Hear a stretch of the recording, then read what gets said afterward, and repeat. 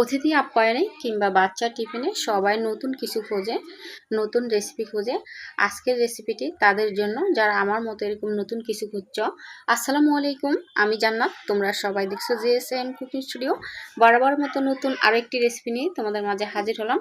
আর আজকে তৈরি করে দেখাবো চিকেন থালা কাবাব রেসিপি। অসাধারণ একটি রেসিপি অতিথি আপ্যায়নে কিংবা বাচ্চার টিফিনে, বিকেলের নাস্তা খুব অনায়াসে তৈরি করা যায় খুব অল্প সময়ে। তো প্রথমে এখানে দেখো 2 টুকরো বোনলেস চিকেন নিয়েছি, আর এখন ছোট ছোট টুকরো করে কেটে নিয়েছি ছুরির সাহায্যে। তোমরা তোমাদের সুবিধা মতো দা বটি দিয়ে কেটে নিতে পারো। এটা ভীষণ মজাদার হয়, টাইমে একদম কম লাগে, বিকেলের নাস্তা তৈরি করে নিতে পারো ঝটপট করে। আর এটা কিন্তু গরুর মাংস দিয়েও করা যায়। হাড় ছাড়া মাংসগুলো বাছাই করে নেবে, তারপর এরকম ছোট টুকরো করে কেটে নেব। এবার এই ছোট টুকরো করে কাটা মাংসগুলো একপাশে সরিয়ে রাখছি। আর এখানে নিয়ে নিচ্ছি মিক্সার জার। এখন এখানে কিছু উপকরণ অ্যাড করব। তো কাবাব তৈরির জন্য এখানে দিয়ে দিচ্ছি প্রথমে কিপ করে কাটা পেঁয়াজ, দিয়ে দিচ্ছি কিছুটা আদা, এখানে 1 টেবিল চামচ পরিমাণ আদা হবে। দিয়ে দিচ্ছি রসুনের কলি, আগে থেকে কোয়া ছাড়িয়ে খোসাটা আলাদা করে নিয়েছি। এবারে দিয়ে দিচ্ছি টমেটো, ছোট সাইজের একটি টমেটো ব্যবহার করছি, এতে করে সুন্দর একটি কালার আসবে। দিয়ে দিচ্ছি কয়েকটা কাঁচামরিচ, কাঁচামরিচগুলো হাত দিয়ে ভেঙে নেব।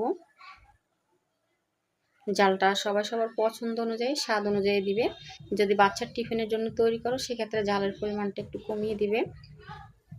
এবার এগুলোকে আমি পেস্ট করে নেব। পেস্ট করা হয়ে গেছে।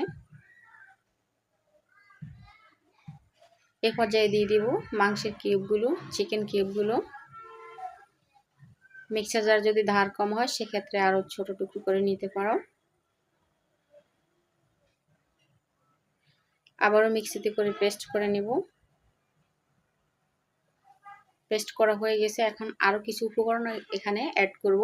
একদম ঘরোয়া মশলা, যে মশলাগুলো আমাদের হাতের কাছে থাকে অ্যাভেলেবেল, সেটা দিয়ে আজকে থালা কাবাবটা তৈরি করব। প্রথমে দিয়ে দিচ্ছিলাম 1 চা চামচ জিরে গুঁড়ো, 1/2 চা চামচ ধনিয়া গুঁড়ো, দিয়ে দিচ্ছি 1/4 চা চামচ গোলমরিচ গুঁড়ো, দিয়ে দিচ্ছি 1 চা চামচ লাল মরিচের গুঁড়ো, মরিচ গুঁড়ো। বাচ্চারা খেলে অবশ্যই কিন্তু ঝালটা কমিয়ে দিবে। 1/2 চামচ দিয়ে দিচ্ছি গরম মশলা গুঁড়ো। আর জিরে গুঁড়ো ও ধনে গুঁড়োটা আমার ভাজা ছিল। আর সুন্দর একটা কালারের জন্য আমি এখানে সামান্য পরিমাণে একটু হলুদ গুঁড়ো ব্যবহার করছি। তোমরা চাইলে এটাকে স্কিপ করে দিতে পারো। 1 টেবিল চামচ পরিমাণে দিয়ে দিচ্ছি রান্নার তেল। 2 টেবিল চামচ দিয়েছি, প্রথমে 1 টেবিল চামচ দিয়ে পরে আরও 1 টেবিল চামচ দিয়েছি। তো তোমরা চাইলে এখানে একটু বাটারও ইউজ করতে পারো। আর যদি গরুর মাংস দিয়ে করো সেক্ষেত্রে কিন্তু গরুর চর্বিটা দিয়ে দেবে। তো আমি কিন্তু লবণ দিতে ভুলে গেছিলাম। মিক্সার জারটা উল্টিয়ে এবারে লবণ দিয়ে দিলাম স্বাদ অনুযায়ী। এবারে সম্পূর্ণ উপকরণটা ভালোভাবে মিশিয়ে নেব। মেশানো হয়ে গেছে। যে প্লেটে আমি কাবাবটা বসাবো সে প্লেটে আমি একটু সস ছড়িয়ে নিচ্ছি, মেখে নিচ্ছি। তোমরা চাইলে এখানে তেলও মেখে নিতে পারো, বা সসের সাথে তেল মিলিয়েও নিতে পারো, বা ঘি ছড়িয়ে দিতে পারো, তাতে করে সুন্দর একটি স্মেল আসবে। এবারে যে কিমাটা তৈরি করে রেখেছিলাম সেটা দিয়ে দিচ্ছি।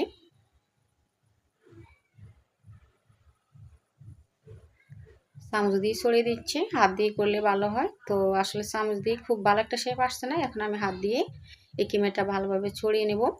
আর এই মুহূর্তে ছোট্ট একটি অনুরোধ করব, আমার আজকের রেসিপি যদি তোমাদের কাছে এতটুকু ভালো লেগে থাকে তাহলে একটি লাইক করে দিও প্লিজ।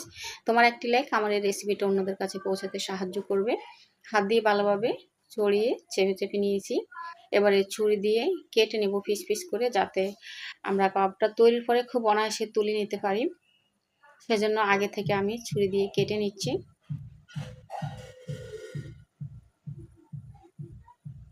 আর এই কাবাবটা বাচ্চারা ভীষণ পছন্দ করে। এটা রুটি পরোটার সাথে খাওয়া যায়, এমনিও খাওয়া যায় বিকেলের নাস্তা হিসেবে। তো এটা সুন্দর দেখার জন্য, সুন্দর একটি স্মেল আনার জন্য আমি নিজের মতো করে একটু সাজিয়ে নিচ্ছি। প্রথমে টমেটো দিয়ে সাজাচ্ছি।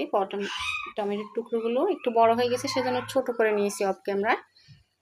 তো 4-5টা এভাবে করে টমেটো দিয়ে সাজিয়ে দেবো। এবার মাঝখানে এক টুকরো পেস্ট করে বসিয়ে দেবো। তোমরা চাইলে এটা সাজাতে নাও পারো, আমি এটা জাস্ট অপশনাল, আমি দেখার সৌন্দর্যের জন্য একটু সাজিয়ে নিচ্ছি। আর এই ফ্লেভারগুলো এত করে কিন্তু অ্যাড হবে। তো কাঁচামরিচগুলো অনেকটা বড়, সেজন্য কাঁচামরিচগুলো মাঝখান থেকে কেটে ছোট করে নিচ্ছি।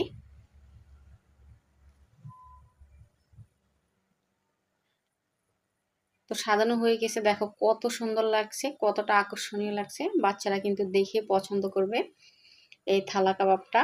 এবার আমি সরাসরি চলে এসেছি। যাদের ওভেন আছে তারা কিন্তু ওভেনে বেক করে নিতে পারো। আমি এখানে সরাসরি চুলা দিয়ে দিচ্ছি। প্রথমে চুলাটা প্রি হিট করে নিয়েছিলাম, এবারে চুলার আঁচটা একদম স্লো করে একটি স্ট্যান্ডার দিয়ে ঢাকা দিয়ে রাখছি।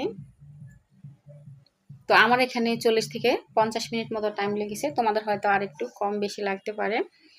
40 থেকে 50 মিনিট পরে দেখাচ্ছি।